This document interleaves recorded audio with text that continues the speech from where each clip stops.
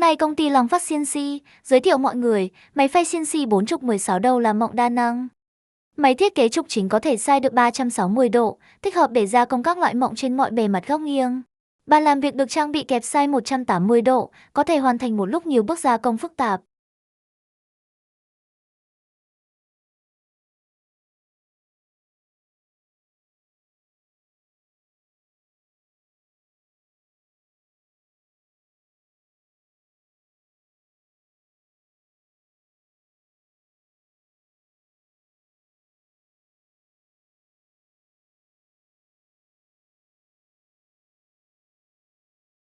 Với thiết kế hai bàn làm việc gia công luân phiên 20 tấc bàn Anh và Bi, gia công liên tục tăng năng suất và hiệu của công việc.